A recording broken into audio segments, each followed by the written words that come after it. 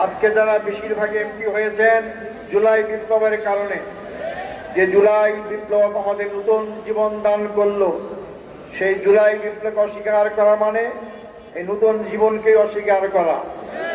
সংগ্রামী বন্ধুগণ, 24শে জুলাই বিপ্লব একটি দলকে ক্ষমতাচ্যুত করে আরেকটি দলকে ক্ষমতায় বসার ছিল না। জুলাই বিপ্লব ছিল পুরাতন ব্যবস্থাকে ছুঁড়ে ফেলে নতুন ব্যবস্থা কায়েম করা। জুলাই বিপ্লব ছিল একজন ব্যক্তির হাতে ক্ষমতা কুক্ষিগত না করে জনগণের ক্ষমতা জনগণের কাছে ফিরিয়ে দেওয়া। আজকের গণভোটকে অস্বীকার করা মানে শুধু 70% মানুষের রায়কে অস্বীকার করা নয়, 70% রায় অস্বীকার করার মধ্য দিয়ে আবার তারা আওয়ামী লীগের সেই ফেসিবাদী কায়দায় এক ব্যক্তির কাছে সমস্ত ক্ষমতা দিতে চায়। আমরা দীর্ঘ 16 বছরে এক ব্যক্তির ক্ষমতার শাসন দেখেছি। আমাদের হাজার হাজার ভাই থেকে জীবন দিতে হয়েছে। শুধু জামাত ইসলামের কেন্দ্রীয় 11 জন ব্যক্তিকে ফাঁসির কাস্টে ঝুলিয়ে বিনা চিকিৎসা হত্যা করা হয়েছে। যে জুলাই বিপ্লবের সূচনা হয়েছে রংপুর, সে রংপুরের সন্তান আমি। সে রংপুরের সন্তান এখানে আছেন আক্তার হোসেন। আবু সাইদ রক্ত দিয়েছিল কি জন্য? সে তো ছাত্র নেতা ছিল। তার রক্ত চলে গেলে সে ক্ষমতায় যাবে আশায় রক্ত দেয়নি, একটা পরিবর্তন চেয়েছিল। আজকে বিএনপি ক্ষমতা সে পরিবর্তন ভুলে গিয়েছে। সংগ্রামী ভাই বন্ধুগণ, আমাদের এই আন্দোলন কোনো দলের বিরুদ্ধে নয়, আমাদের আন্দোলন জনগণের বিপক্ষে যে অবস্থান নিয়েছে তাদের বিরুদ্ধে। আমরা সকল সময় জনগণের পক্ষে থাকি। আজকে একজন ব্যক্তির কাছে ক্ষমতা কুক্ষিগত করার মাধ্যমে যদি আপনারা দুঃস্বপ্ন দেখেন আবার জোর করে ক্ষমতায় থাকতে পারবেন, বোকার স্বর্গে বাস করছেন। মনে করেন টাকার সরকারের আন্দোলনের কথা, টাকার নাকি পাগল ছাগল ছাড়া কেউ বোঝে না। আপনারা অস্বীকার করলেন, আন্দোলন দমাবার চেষ্টা করলেন, শেষ পর্যন্ত মানলেন, এমনভাবে মানলেন কেয়ারটেকার হলো।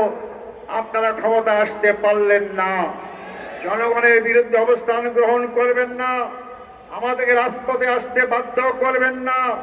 রাজপথের আন্দোলনের ফলাফল সরকারি দলের জন্য কোনো শুভ অবস্থা হয়নি, কোনো সময় হবে না। আমাদেরকে জুলুম অত্যাচারে ভয় দেখাবেন না।